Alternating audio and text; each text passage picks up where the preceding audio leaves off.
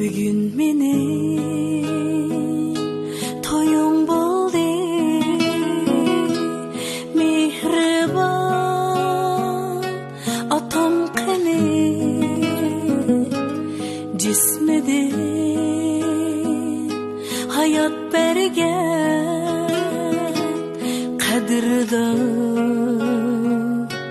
otam qani. Bugün mening to'yim bo'ldi, mehribon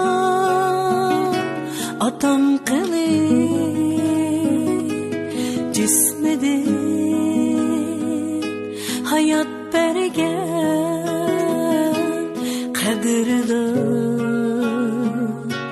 otam qani. Jam bo'ldi aziz do'stlar,